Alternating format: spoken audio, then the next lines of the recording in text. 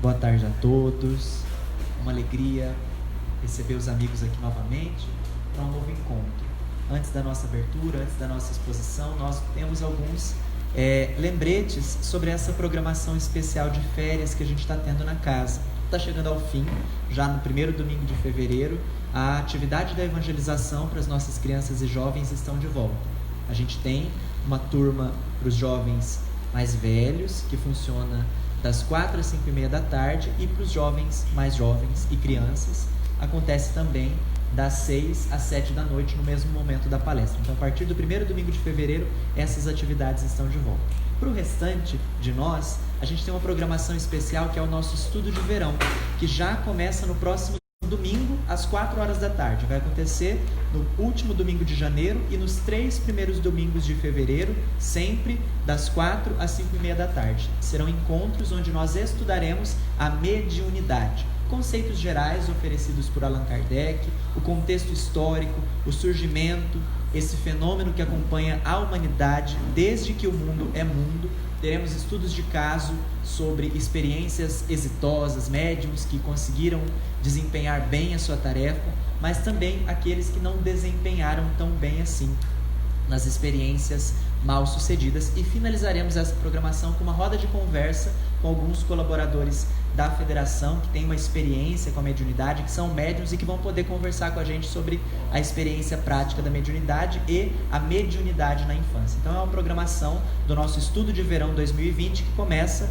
no próximo domingo às 4 horas da tarde. Para participar, a gente está pedindo que todos se inscrevam para a gente ter noção de quantas pessoas participarão. As inscrições são gratuitas, a gente pode fazer num link que está disponível nas redes sociais da nossa Casa Espírita ou aqui no final da palestra com o nosso Álvaro, o nosso companheiro de trabalho, que estará à disposição para realizar essas inscrições também.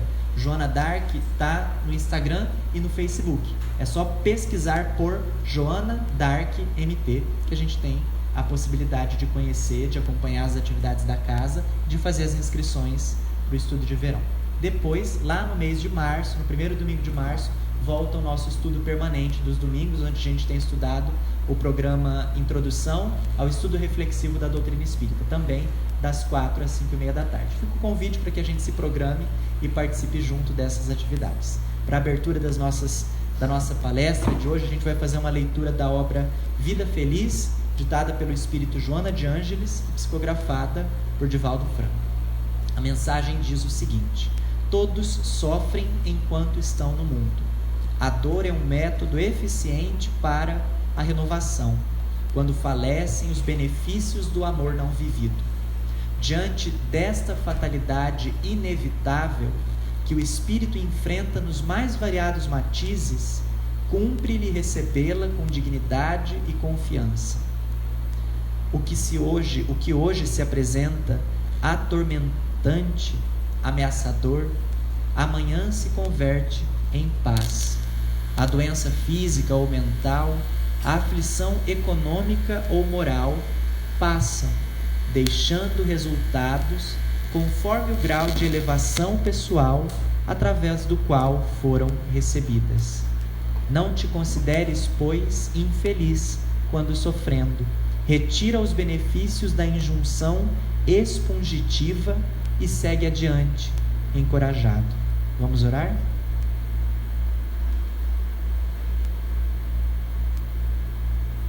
Amado Mestre Jesus, queridos espíritos amigos, com muita alegria no coração, cá nos encontramos novamente, sob as bênçãos do Consolador prometido.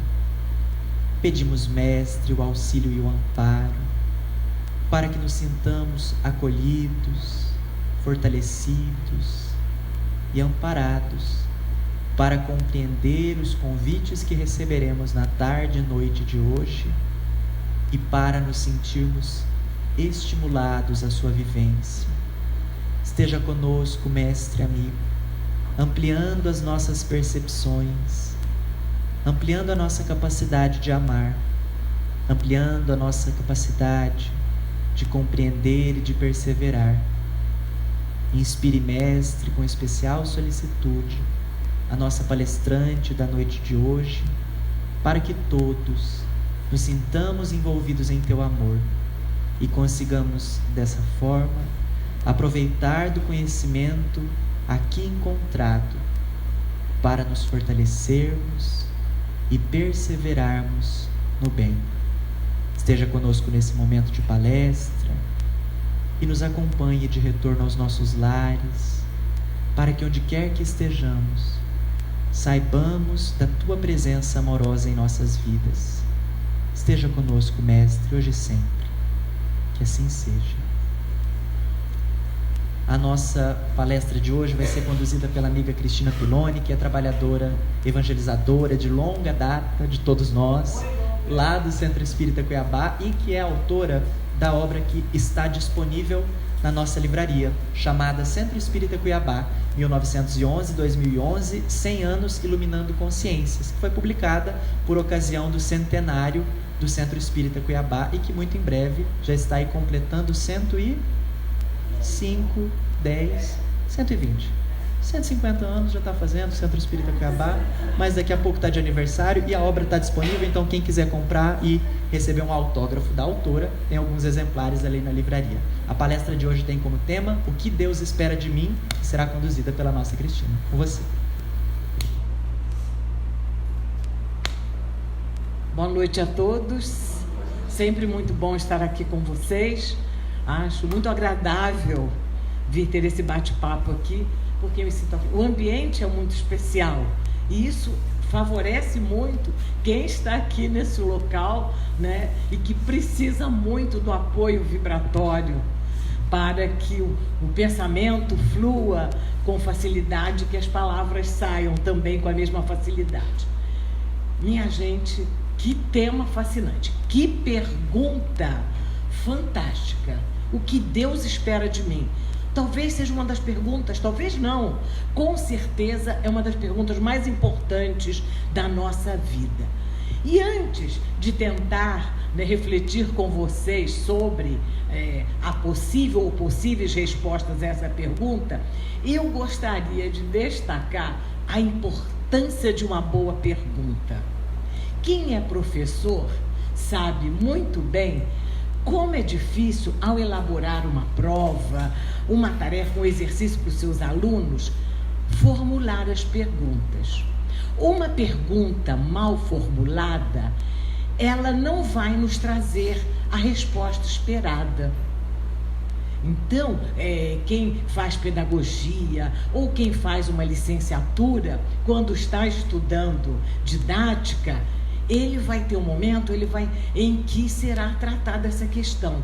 Como fazer perguntas? Porque não é fácil fazer perguntas, né?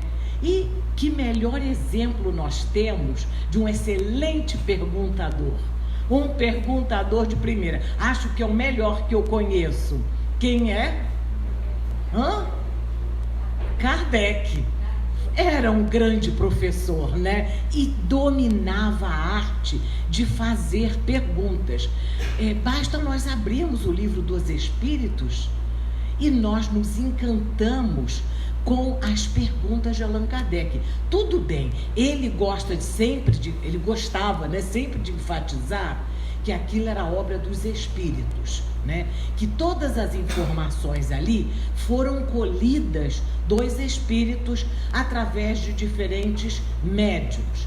Mas é claro que Jesus não ia encarregar uma pessoa inexperiente, um professor inexperiente, para trazer o espiritismo até nós, não é? E escolheu Kardec porque ele conhecia a genialidade dessa criatura. O termo assim menor que eu consigo para definir Kardec é genialidade, porque já li não sei quantas vezes o Livro dos Espíritos, eu acredito que vocês também, porque o Livro dos Espíritos não é aquela obra que você lê e depois coloca na estante, não, é uma obra de consulta permanente, e cada vez que eu vou ler, fazer uma consulta, qualquer coisa, um estudo em cima do Livro dos Espíritos, eu me surpreendo, eu me encanto com a inteligência das perguntas de Kardec. Ele não deixava passar nada. E logo na primeira, não é? A primeira pergunta já nos mostra quem era esse grande pesquisador, esse grande perguntador, né? Quando ao perguntar o que é Deus e não quem é Deus, ele já mostrou a que viera, não é? O alcance da sua visão e como ele tinha essa mente científica aberta, simplesmente brilhante. E aí, né, tendo reconhecido, meus irmãos, eu espero, né, já que nós reconhecemos que as perguntas são muito importantes, as perguntas certas, nas horas certas, são fundamentais, esta pergunta veio a calhar. Ela viria a calhar em qualquer momento da nossa vida, porque é algo que nós devemos estar nos perguntando sempre: o que Deus espera de mim? Eu pensei, encontrei duas respostas, mas uma é consequência da outra. Antes de compartilhar com vocês a resposta que eu achei para mim, talvez vocês achem muitas outras e a gente pode até depois enriquecer o nosso diálogo.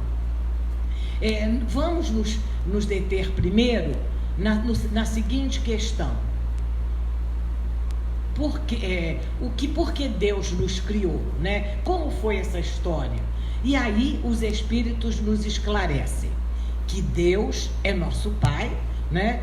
Ele é o Criador de todo o universo, de todas as criaturas, a quem Ele criou simples e ignorantes, para que cada um de nós, usando da nossa liberdade, fôssemos, né, crescendo, aprendendo através das sucessivas reencarnações.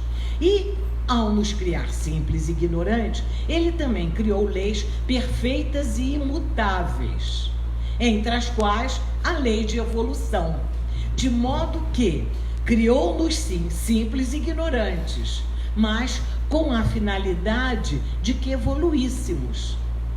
Temos que evoluir, porque é uma lei. O espírito não retrograde jamais, ele evolui sempre. Dependendo da nossa vontade, do nosso livre-arbítrio, nós levaremos um tempo maior ou menor. Aí vai depender das escolhas que cada um de nós fizer. Mas evoluiremos, queiramos ou não. É inexorável, faz parte da vida. É lei essa evolução. Então, o que Ele espera de nós? Me parece que a primeira resposta é que nós evoluamos. Foi para isso que Ele nos criou. Nós temos que evoluir. Interessante, meus irmãos, que a gente lê lá no Livro dos Espíritos, né, que ninguém volta para trás. Que evolução é um processo lento, gradual, contínuo, mas não se volta para trás. E aí muitas pessoas se questionam, muitas pessoas até já me questionaram: como nós não retroagimos? Retroagimos sim. E as pessoas costumam dar vários exemplos de pessoas que elas conhecem e às vezes das próprias pessoas que trazem essa alegação, dizendo: pois eu conheço uma pessoa que era corretíssima, era um homem honesto, de repente ele se tornou um corrupto. Então ele regrediu. Ele era uma pessoa do bem, de repente cometeu um crime, uma desonestidade, regrediu. A pessoa, então, não é possível, será que os espíritos erraram? Não é? E outras situações da vida. Nós mesmos, nós às vezes nos achamos assim, que já estamos ótimos em determinado aspecto, porque a gente estuda a doutrina, lê o evangelho, concordamos com tudo, achamos tudo maravilhoso. E nós ficamos achando: não, eu não faço mais isso. Eu já estou muito bem, já dominei meu apego aos bens materiais, sou uma pessoa extremamente desprendida dos bens materiais. E a pessoa está convicta daquilo e ela passa para o mundo essa imagem. De repente, esta pessoa é assaltada, ou ela tem um bem precioso, valioso, né, que lhe é retirado, e ela se desequilibra, fica brava, surta, fica furiosa. Regrediu, olha lá. Não era tão desprendida dos bens materiais e agora está sofrendo porque teve uma perda. Não, meus irmãos, não há erro em O Livro dos Espíritos. A lei de evolução é lei. Ela acontece. E eu também tive essas dúvidas na minha mocidade.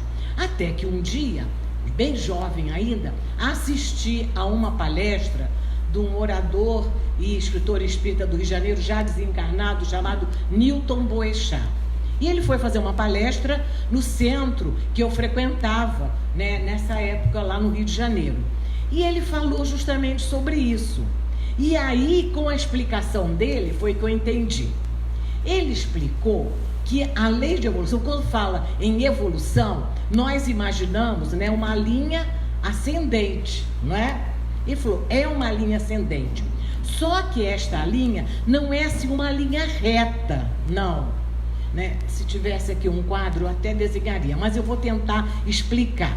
Ele é o seguinte, você vai indo até aqui, tá? Digamos a pessoa que foi conquistando, e ela chegou nesse ponto em que ela achou que ela já tinha conquistado a virtude da honestidade, o caso do corrupto, né?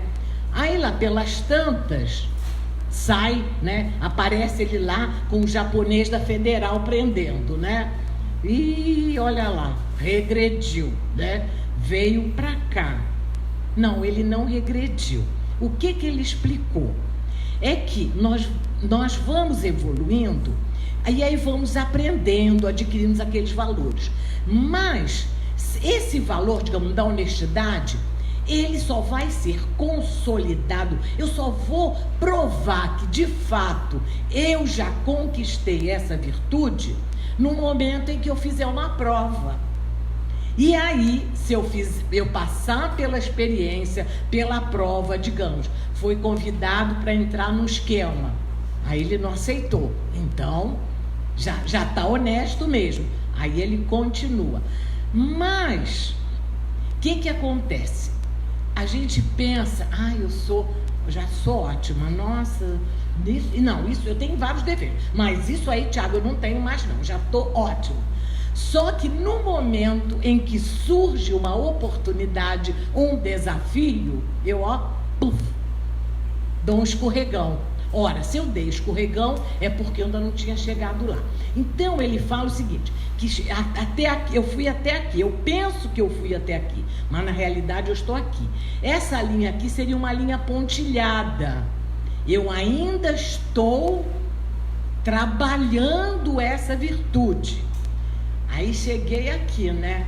Teve o desafio, a tentação, eu não resisti e eu voltei. Eu não caí, eu voltei onde eu estava, onde eu realmente estava, no meu estágio verdadeiro, não o que eu aparento ser, mas o que eu era. Então eu voltei para onde eu estava, porque aquela linha, aquele pedacinho ali não estava ainda firme, era uma linhazinha pontilhada. Aí voltei aqui, aí eu continuo. Aí chega lá na frente, outra quedinha. Vocês entenderam o que é essa quedinha? É o real, isso, Cleuzinha, é o real e o imaginário. Então, gente, a evolução, ela é inexorável. Nós não vamos escapar. Todos nós vamos evoluir. E aí a gente pergunta, mas e aí, para evoluir? Já que é meu objetivo, Deus espera que eu evolua, como eu vou fazer? Simples. Aparentemente simples, né? Ele escreveu na nossa consciência a sua lei. Está tudo gravado. Nós sabemos, porque o homem é medida do próprio homem. Se nós para consultarmos a nossa consciência, nós saberemos o que nós deveremos fazer. Mas ele, sabendo que nós titubeamos, que nós somos infantis, imaturos, frágeis, o que Deus faz? Ele vai designar para cada mundo desse universo infinito um espírito muito evoluído que vai ser o dirigente desse planeta, vai ser o pastor, para guiar aquele rebanho humano na sua trajetória em busca da evolução. No nosso caso, o nosso pastor é Jesus. E Jesus cuida da sua humanidade o tempo todo. Tanto é que, desde que o homem está aqui na Terra, periodicamente, Jesus tem enviado missionários, espíritos mais maduros, mais sábios, mais evoluídos, para ajudar os outros que ainda estão num estágio inferior. Até o momento que o próprio veio, né?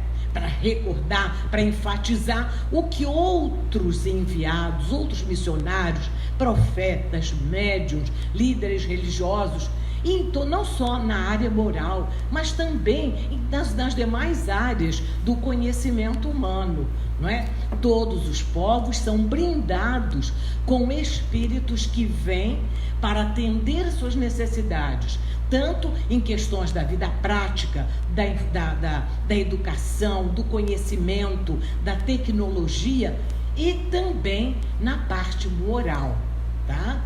Para reavivar aquilo que nós já temos aqui tudo anotado, porque a lei de Deus está escrita na nossa consciência, certo? Então há um cuidado muito grande do nosso Criador para que nós possamos evoluir. O que nos cabe, não é? É ouvir a nossa consciência. E o que nos cabe, não é, meus irmãos, é prestar atenção a esses missionários, especialmente Jesus, que é o top de linha, ele é o máximo, né? Porque se ele é o dirigente do nosso planeta, a palavra dele é a mais pura expressão da lei de Deus. O ensinamento de Jesus, ele é livre de qualquer equívoco, porque outros missionários, outros profetas, ainda que trazendo mensagens luminosas, não foram assim tão exatos ou não tiveram a grandiosidade de Jesus. É claro, não sei, isso já era de se esperar, mas naturalmente todos nos ajudaram de uma forma ou de outra, tá? Então nós temos que evoluir e contamos para tanto com esses missionários. Nós, em especial, aqui reunidos, fazemos parte de um grupo que antes, na minha mocidade, eu achava que era-se o povo eleito, os privilegiados. Eu achava de ser espírita era o máximo. Aliás, eu continuo achando que ser espírita é o máximo. Mas eu me sentia assim, fazendo parte de uma elite por ser espírita, porque para mim espiritismo era o máximo, era o que tinha de melhor. Eu continuo achando isso, mas um dia a ficha caiu. Sabe o que eu descobri? A vida vai ensinando que os espíritos, é claro, com raras exceções, que são assim aqueles missionários, né, que vêm nos ajudar e tudo mais, mas a grande massa de espíritas, sabe quem são? Não são a elite espiritual, não. É justamente o povinho mais complicado. Que um pai que tem muitos filhos, aí de repente aparece um problemático que não se adapta à escola nenhuma, tem dificuldade de aprendizado. Ai, que mão de obra para esse pai, para essa mãe, quanta preocupação. Outros filhos, vai na escola, pronto, eles vão indo, vão passando de ano, vão aprendendo, mas aquele problemático, aí os pais ficam procurando a professora particular, ficam atrás de escola, estudando todas as pedagogias para ver onde que aquela criatura problemática, difícil, vai se encaixar para poder aprender alguma coisa. Então, o povo que está tendo oportunidade, não sei vocês, né? Talvez vocês façam parte dos missionários, estou falando por mim, que assim veio parar no espiritismo, não é porque já está mais esclarecido, não, minha gente, não é. É aquele povo que já aprontou todas, já abusou de tudo quanto pôde, já desperdiçou não sabe-se lá quantas oportunidades. Aí Jesus, na sua misericórdia, olha assim, meu Deus, o que é que eu faço com essa criatura? Faz o seguinte, põe ela numa família espírita, manda ela lá para Mato Grosso, para ver se toma jeito, né? Se vai dar alguma coisa, se faz alguma coisa que preste, não é verdade? Então, é a escola especial, aquela escola que traz mais informações, mas nesse sentido é uma bênção, porque pensa bem, todas as religiões são boas. Minha mãe me ensinou isso, porque todas ensinam bem. Eu não conheço nenhuma religião que diga assim, que é para roubar, para matar, para prejudicar o próximo. Não, gente. Se vocês forem ler qualquer livro de qualquer religião, ou forem conversar com um líder religioso de outras religiões, eles vão falar exatamente a mesma coisa. É respeitar o próximo, amar, perdoar, fazer o bem, né? Então, todos os caminhos levam a Deus. Essa é que é a verdade. Então nós espíritas, a gente tem esse profundo respeito por todas as religiões. A gente sabe que não é fora, está lá no Evangelho, não é fora do espiritismo não há salvação. Não, é fora da caridade. Mas para pessoas assim, que têm mais dificuldade de aprendizado, o espiritismo é uma escola maravilhosa, que explica tudo claro, com todas as facilidades. Gente, no espiritismo não há como a gente duvidar de que Deus existe, de que a imortalidade é um fato, de que Deus é justo. O espiritismo, meus irmãos, não é uma religião de crentes, não. No espiritismo, nós não acreditamos em Deus, nós não acreditamos na imortalidade da alma, nós temos a certeza. Nós somos convictos, temos a fé raciocinada. É muito diferente, né? Outras pessoas, elas, com o que elas sabem, elas se conformam, elas aceitam, elas vivem bem. Nós, como somos mais problemáticos, a gente precisa, tem que explicar bem direitinho, senão eu não aceito, né? Eu me revolto. E aí a gente tem essa doutrina que esclarece, que nos ilumina, que muda a nossa vida. O espiritismo, bom, eu sou filha e neta de espírita, né? Então assim, mas no momento que eu comecei a ler, a estudar o espiritismo, vou dizer para vocês, me tornei uma outra pessoa, né? Certa vez eu estava participando de um encontro estadual de evangelizadores lá na federação do nosso estado. E aí me pediram para ser a facilitadora de um momento. E aí, querendo conhecer, provar às pessoas a força do conhecimento espírita nas nossas vidas, nós dividimos os participantes em grupos, eram muitas pessoas, foram muitos grupos de 10 pessoas. E aí, em cada grupo, a proposta foi as pessoas contarem ali no seu grupo qual foi a diferença que o espiritismo fez na vida delas. E depois, como eram muitos grupos, não daria para ouvir todas as histórias, cada grupo escolheu a história que eles acharam que foi a mais emocionante, né? Minha gente, as histórias que nós ouvimos ali, não houve quem não chorasse. Os depoimentos das pessoas mostrando, né, como era a vida delas antes e depois do espiritismo. O que o conhecimento espírita agregou, enriqueceu, trouxe para a vida delas, né? Então, de fato, ser espírita é maravilhoso e vai nos ajudar, com certeza, a nós, espíritos assim mais rebeldes e difíceis, né, atingir esse objetivo que é o que Deus espera de nós, que é evoluir, tá? Bom, aí qual o segundo objetivo? Consequência desse, o que Deus espera de nós, na minha compreensão, né? Depois vocês vejam se vocês concordam, é que nós sejamos felizes. E ser feliz é consequência da nossa evolução. No espiritismo, nós defendemos a liberdade, né? O livre-arbítrio é um dos nossos princípios básicos. E para nós só existe uma fatalidade. E essa fatalidade é inexorável. Dessa fatalidade ninguém escapa, que é a fatalidade de sermos felizes. Todos nós seremos felizes. É isso que Deus espera de nós, que nós sejamos felizes. Bom, já que é isso, eu acho que todo mundo quer ser feliz. Eu quero. Ali eu sou já, mas ainda quero ser mais feliz, tá? Aí vamos ver como é que a gente vai chegar mais rápido, né? Porque vamos chegar. Podemos levar mais alguns milênios, ou quem sabe um pouco menos de tempo. Como é que a gente vai fazer, meus irmãos, para sermos felizes, para evoluirmos em menos tempo? Bom, Jesus também já falou, né? Ele disse, está lá com todas as letras. É a lei de ação e reação. A cada um segundo suas obras. Gente, é interessante como as pessoas querem ser felizes, né? Agora, então, assim, final do ano, início de um novo ano, o papo é esse. Chega final do ano, início de ano, todo mundo fica fazendo votos, né? De um feliz ano novo para si e para os outros. As pessoas fazem planos.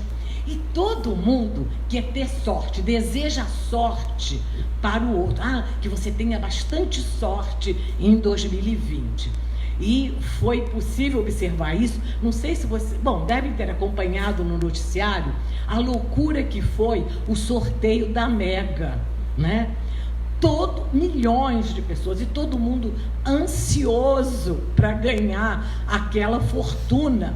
E todo mundo já com os planos prontos, já decidindo o que ia fazer se ganhasse na Mega. É uma questão de sorte. Uai, mas sorte existe? Será que sorte existe? Com o conhecimento da doutrina espírita, o que é sorte? Bom, sorte é destino, né? Nós não somos fatalistas.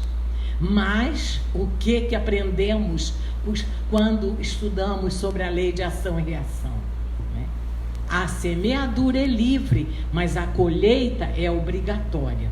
Eu sou livre, eu decido, eu tenho a liberdade de decidir.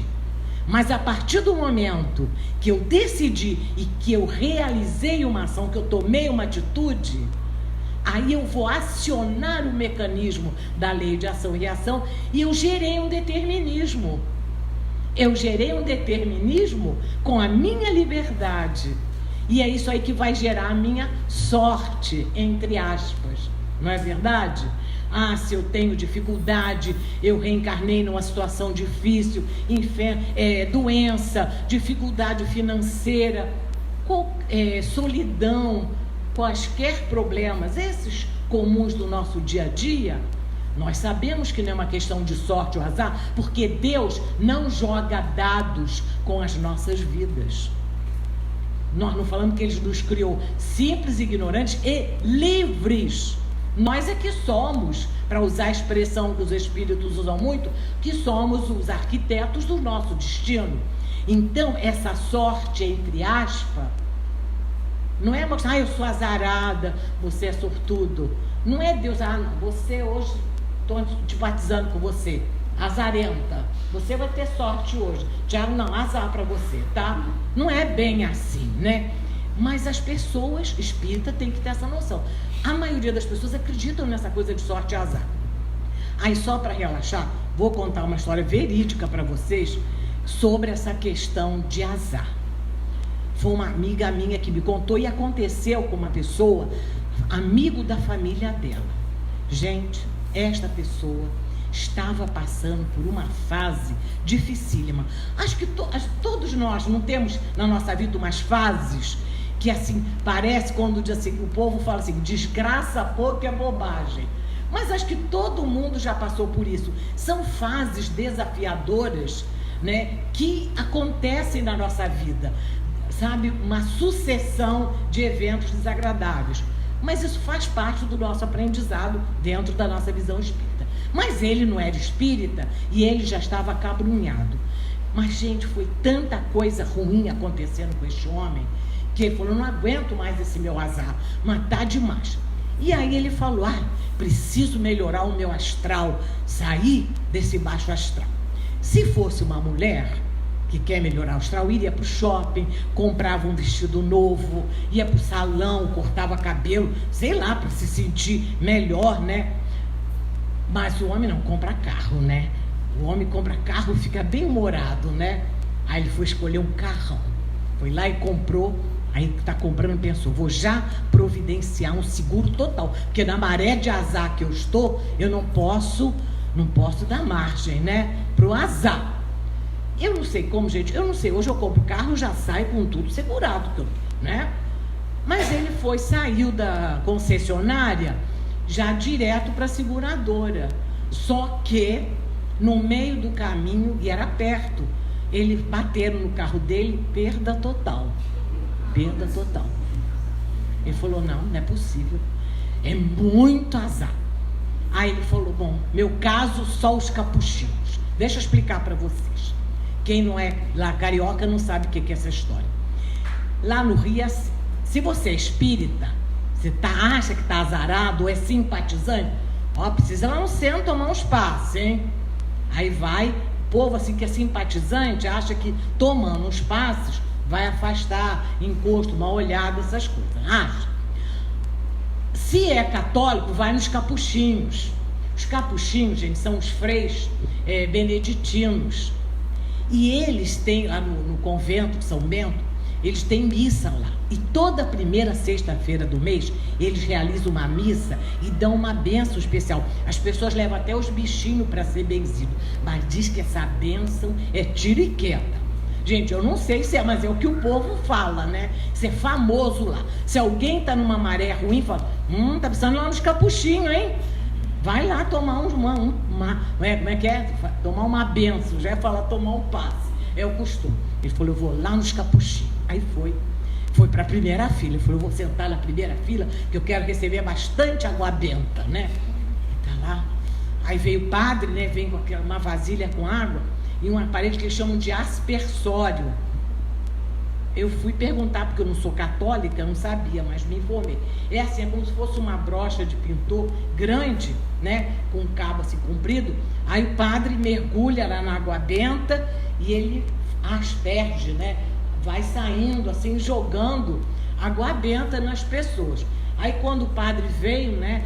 Para jogar água benta, ele na primeira fila, assim com a mão no banquinho, ele concentrou, respirou com muita fé, mas aí na hora que o padre fez assim, gente, soltou a parte de baixo, foi direto na cabeça dele, bateu aqui, arrancou o couro cabeludo. Olha, é uma tragédia, mas gente, é um negócio assim que chega a ser como, dali ele já desmaiou e já foi direto para um socorro. Olha, eu acho que depois deve ter melhorado, né? Porque foi muito azar. Depois deve ter melhorado. Mas a verdade é que nós espíritas sabemos que essa história de azar e de sorte não existe. Ou existe assim, eu mudo a minha sorte ou o meu destino com as minhas atitudes. E como? É possível? Você quer evoluir depressa? Quer ser feliz? Quer que coisas boas lhe aconteçam? Já agora, a partir de 2020, tudo bem. Madame Cristina vai dar um conselho.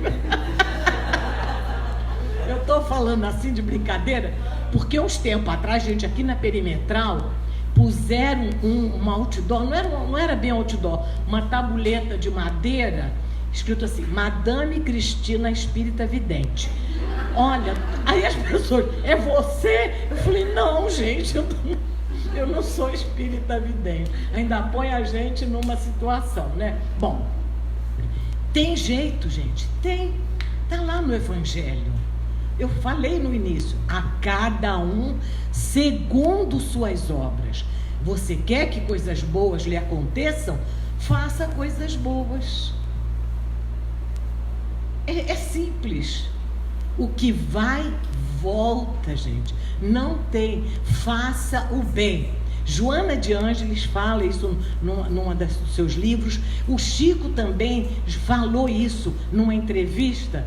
Engraçado, os dois falaram a mesma coisa, né? Bom, o espírito e o médium, Chico Xavier. O bem que você faz hoje é o seu melhor advogado amanhã. Olha só, o que é isso? Meus irmãos, nós não sabemos o que está nos aguardando logo ali adiante. Então, se eu vou fazendo o bem aqui, eu vou amenizando o meu karma, os meus débitos. No livro Ação e Reação, André Luiz explica bem essa questão. Porque quando se fala em débitos, ou usando a palavra karma, que não é o termo espírita, mas é o mais popular, né? Nós imaginamos como uma coisa fechada, né? Ah, você fez isso? Então aguenta, virá a consequência, naquele esquema do olho por olho, dente por dente. Mas não é bem assim não, porque a matemática divina, ela é diferente. A justiça de Deus é permeada pela misericórdia, e Deus não castiga. Como eu disse, ele criou leis perfeitas e imutáveis, entre elas a tal da lei do retorno, a lei de ação e reação. Mas o objetivo dessa lei, minha gente, não é castigar, não. É um objetivo eminentemente pedagógico. Então, quando o sofrimento vem para aquele que errou ali, o sofrimento vem agora para quem errou ali atrás, não é para ele ser castigado, é para ele aprender que aquilo dói e que ele não pode mais fazer aquilo. Ele vai conhecer aquilo, vai ter misericórdia do seu próximo. Então vou dar um exemplo para vocês, como a lei de Deus não é olho por olho e dente por dente. Eu sempre dou esse exemplo. Digamos que uma pessoa matou 10, assassinou 10 criaturas. Na nossa compreensão, no nosso raciocínio raso, o que a gente imagina? Ah, é? Matou 10? Então você vai morrer 10 vezes de morte violenta. Não necessariamente. Às vezes a pessoa matou alguém, aí noutra vida recebe essa pessoa como filho. Tirou a vida, agora vai dar a vida. Além de dar a vida, vai trabalhar, vai fazer tudo para beneficiar aquela criatura. Como num dos livros do Chico Xavier, agora de contos, mas o autor eu não me lembro mais, relata de um sitiante que durante uma enchente, ele sabia que lá na região morava um homem riquíssimo e muito avarento. Ele vivia na maior pobreza, isolado lá num outro sítio, sozinho, mas ele tinha muito ouro, muito dinheiro. E ele, sabendo disso, o que ele fez? Ele foi até lá onde ele estava, pegou o homem e disse: não, venha, entra na minha canoa, eu vou te... E ele não queria ir de jeito nenhum, porque ele não queria largar as riquezas dele. Mas ele pegou o homem e afogou o homem. A correnteza já estava desesperada. E aí, depois que a enchente passou, né, que foram ver lá, não encontraram a pessoa, concluíram que ele tinha sido arrastado pela correnteza, né? E nunca ninguém descobriu o crime. E o fazendeiro vizinho, então, foi lá e pegou tudo que ele achou lá de pedras, de ouro, de dinheiro, uma fortuna, e aplicou tudo nas terras dele. Passados uns tempos, esse mesmo espírito reencarnou como neto dele. Ele era louco por aquele neto, e ele, o que ele fez? Aquele dinheiro que ele roubou, gente, ele multiplicou, porque ele era empreendedor, ele era inteligente, trabalhador, de modo que aquele de quem ele roubou herdou tudo triplicado, né? Então, não adiantou nada ele roubar o outro, teve que devolver tudinho, porque ele morreu, largou tudo para a sua vítima, né? Então, a reencarnação faz essas coisas. Nesse caso, ele nem fez por amor, mas muitas pessoas se arrependem e aí, numa outra encarnação, recebem como filhos aqueles de que eles vão dar a vida a quem eles tirou.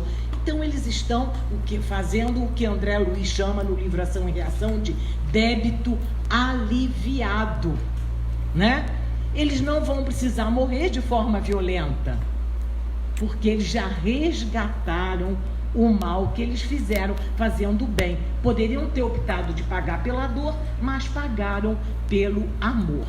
Então, quando eu falei que o karma, né, ou essa questão da lei de ação e reação é um processo dinâmico, vamos imaginar, meus irmãos, uma bola aqui que eu jogo naquela parede com muita força, e o que vai acontecer? Ela vai quicar, vai voltar para cá, não é? Então, a lei de ação e reação é assim.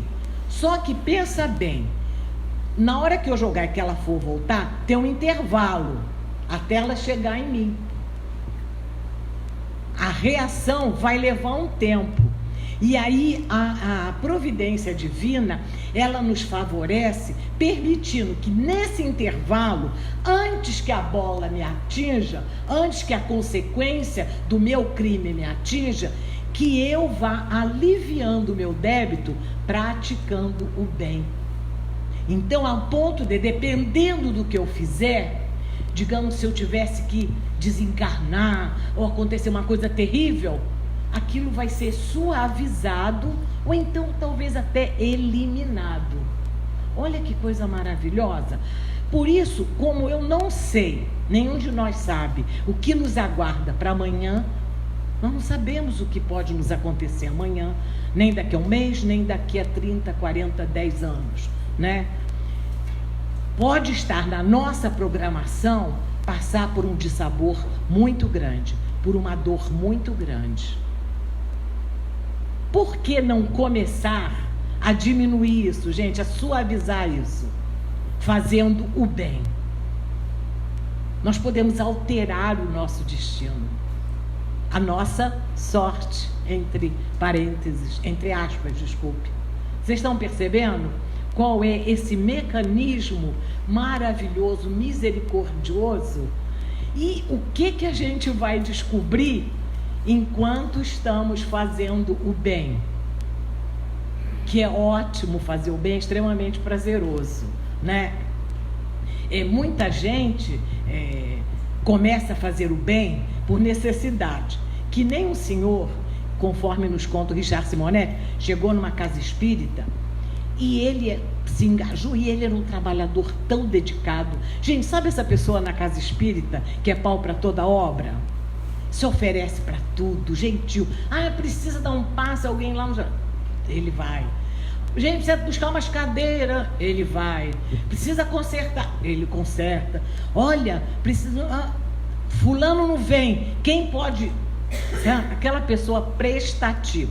Aí uma senhora novata na casa, vendo a atitude dele, chegou para ele um dia e disse: seu fulano, mas eu sou grande admiradora sua. Eu acho assim tão meritório, né, o trabalho que o senhor realiza aqui na casa. Ele falou: minha irmã, não é meritório não, isso aqui é moratória. Para a senhora, eu cheguei aqui completamente obsidiado para ser internado na camisa de força.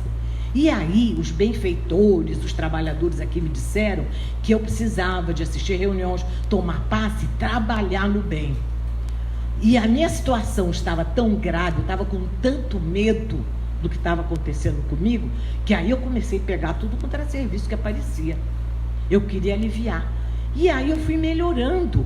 E eu não paro, porque eu tenho medo da coisa voltar. Mas também, agora eu estou gostando. Olha, eu adoro vir para cá. A gente passa a gostar. Às vezes a gente começa numa atividade assim, pressionado pela obsessão, né, pela perseguição dos espíritos, que a gente sabe que aquilo vai nos dar um alívio. Mas aí a gente gosta e sente falta da atividade. Cheguei aqui, né, nós fazemos parte de um grupo de estudo. Eu falei: Ana Lúcia, estou com saudade lá do nosso estudo, porque é verdade. Não é uma obrigação para nós, se torna algo assim extremamente gratificante. Então, meus amigos, para nós atingirmos esse objetivo, né, para atendermos ao pedido de Deus, a expectativa de Deus com relação a nós, o que Ele espera de nós? Que nós evoluamos, né, e que nós sejamos felizes. O jeito é esse: olha, temos que estudar bastante, porque precisamos dos subsídios da doutrina para poder servir melhor e nos tornarmos servidores, úteis, fazer o bem, espalhar o bem ao nosso redor, porque aí o bem vai voltar. É da lei, é a história do semeador. E Deus é tão generoso que, assim, na hora de computar os nossos crimes, né, Ele vai abatendo, vai parcelando em suaves prestações reencarnatórias e vai descontando ali, descontando aqui, um bônus ali, não sei o quê. Mas na hora de computar os nossos gestos de amor, a coisa, cada sementinha que a gente planta é extremamente valorizada. É coisa de pai mesmo, sabe? É assim, sabe? Que faz uma justiça que beneficia o filho. Porque, eu repito, o objetivo das dificuldades que nos chegam no dia a dia não é para castigar, é para nos ensinar. Quando, né, alguma coisa de desagradável nos acontece, vamos nos perguntar, isso foi meu marido que me ensinou. Se acontece uma coisa ruim, e a gente, o nosso primeiro impulso é reclamar, né? Aí ele vem para mim assim, Cris, pergunta, o que a vida está querendo te ensinar com isso? Tem horas até me irrita, né? A gente fica brava, mas é porque eu preciso de fato me perguntar, isso está me acontecendo? Qual é a lição que eu estou precisando aprender com esse dissabor? Sempre é uma lição muito preciosa. Então, minha gente, eu desejo para mim, para todos nós, para todos vocês aqui, que a partir desse ano, é um ano novo que se inicia, né? Que nós possamos ter muita sorte, tá? Entre aspas, fazendo muito bem para que coisas boas nos aconteçam e evoluindo com as duas asas, né? Do conhecimento e do amor, nós possamos acelerar esse processo de evolução e de encontro dessa felicidade plena e sem mecha, realmente os espíritos bons já conseguem desfrutar, tá? Que Jesus, então, nos abençoe e nos estimule. Nós sentamos sempre à presença dos benfeitores para lograrmos esse objetivo. Vamos, então, orar? Senhor Jesus, Mestre querido, somos profundamente agradecidos por este momento, nesse ambiente fraterno, harmonioso, em que pudemos, Senhor, trocar vibrações, impressões, fortalecer laços de amizade, todos nós na busca de um ideal comum, que é a busca da nossa perfeição moral, o que quer dizer da nossa felicidade plena. Ajuda-nos, Senhor, porque estamos no início da nossa caminhada. Temos ainda muitas batalhas a vencer, mas com as ferramentas que a doutrina espírita coloca em nossas mãos e com a ajuda dos benfeitores espirituais, nós temos confiança de que chegaremos lá. Obrigada, Senhor. Abençoa esta casa, seus dirigentes, seus trabalhadores, seus frequentadores.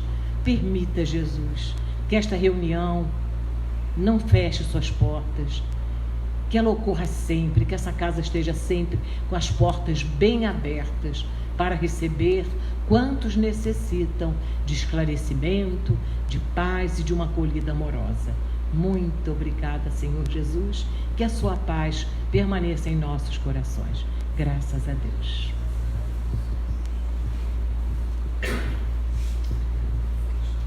Nossa gratidão a Cristina pela exposição. Nós lembramos que amanhã, segunda-feira, às 19 horas, a casa também tem atividade, palestra. Antes disso, às 18, também acontece uma atividade de estudo. A equipe tem estudado a presença amorosa de Jesus, a influência dos Espíritos em nossas vidas, na verdade. No próximo domingo, às 16 horas, nós temos o primeiro dos 4 encontros do nosso estudo de verão sobre a mediunidade. E na sequência, às 18 horas, nós assistiremos a palestra A Lógica da Reencarnação, o nosso amigo Lacordaire Fayad, que é o atual presidente da Federação Espírita do Estado de Mato Grosso. Agora, nós teremos, para aqueles que quiserem, a atividade do passe, que para quem não conhece, é uma simples imposição de mãos, uma doação energética, à semelhança do que fazia Jesus. Ele impunha as mãos e curava, nós impomos as mãos e doamos boas energias para o nosso refazimento. Quem quiser, só aguardar sentado que seremos encaminhados ali ao outro espaço, dando preferência às crianças e às pessoas de mais idade. Boa semana, boa noite e até a próxima.